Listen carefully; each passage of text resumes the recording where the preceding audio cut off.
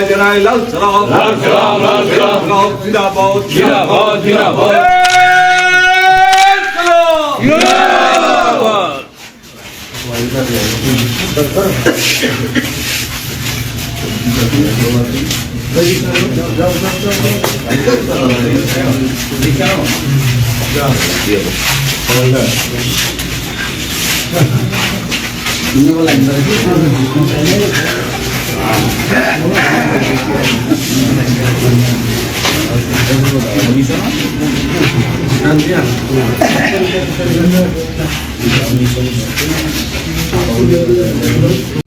इनकलाब जिंदाबाद জিন্দাবাদ জিন্দাবাদ इनकलाब जिंदाबाद জিন্দাবাদ জিন্দাবাদ 81তম ঐতিহাসিক জনশিক্ষা দিবস জিন্দাবাদ জিন্দাবাদ জিন্দাবাদ জনশিক্ষা দিবসে আওয়াজ তুলুন রাজ্যের জাতীয় উপজাতীয় ঐক্য রক্ষার্থে জিএমপির সংগ্রাম চলছেই চলবে রাজ্যের ঐতিহাসিক জনশিক্ষা দিবসে আমরা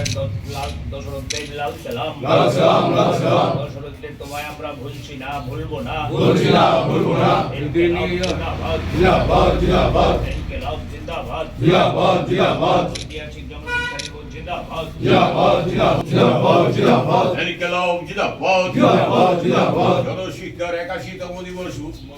আজকে পালন করুন পালন করুন পালন করুন 81তম জনশিক্ষা দিবস পালন করুন পালন করুন পালন করুন ইনকলাব জিন্দাবাদ জিন্দাবাদ জিন্দাবাদ 11ই পৌষ ইংরাজি 27শে ডিসেম্বর 2025 ইংরাজি। আজকের এই দিনটি আমাদের এই রাজ্যের রাজনৈতিক সামাজিক এবং সাংস্কৃতিক ইতিহাসে অন্যতম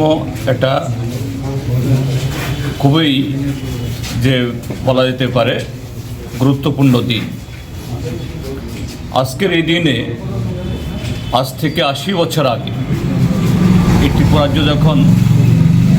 রাজন্য শাসন অধীনে ছিল, সেদিন ত্রিপুরা রাজ্যের রাজন্য শাসনের 1400 বছরের যে অন্ধকার, এই অন্ধকারের জঠর থেকে বেরিয়ে আসার জন্য কতিপয় যুবক, মাত্র 11 জন, কমরেড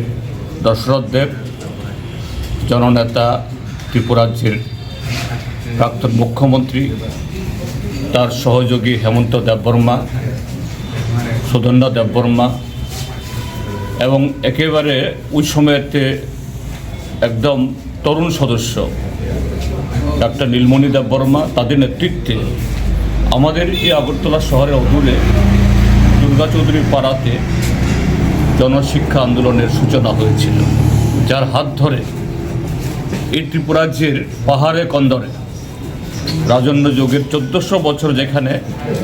একটা স্কুল ছিল না, সরিয়া সরিয়া পড়ানোর বা অক্ষর জ্ঞান লাভের সমস্ত সুযোগ বন্ধ ছিল, যদিও আরেক দিক থেকে উজ্জয়ন্ত প্রাসাদ নির্মহলের উজ্জ্বল আলো, কিন্তু সে আলো এই অন্ধকার ভেদ করে এই ত্রিপুরা রাজ্যের মধ্যে এই ট্রাইবাল প্রজা, ত্রিপুরীর প্রজা বা আজকে যাদেরকে বলা হয় ত্রিপ্রাসা, তাদের কাছে পৌঁছতে পারে। তো এই যে আন্দোলনের মধ্য দিয়ে 4 শতাধিক স্কুল খুলেছে, এটা শুধু কিছু স্কুল খোলার মধ্য দিয়ে তার যে তাৎপর্য এখানে সীমাবদ্ধ না। এই স্কুল খোলার মধ্য দিয়ে যে চেতনার উন্মেষ হয়েছে, সেই চেতনা ত্রিপুরা রাজ্যের রাজনৈতিক, সামাজিক, সাংস্কৃতিক যে অবয়ব আধুনিক পৃথিবীর সাথে তাল রেখে এটাকে নতুন করে গড়ে তোলার যে শক্তি জুগিয়েছে,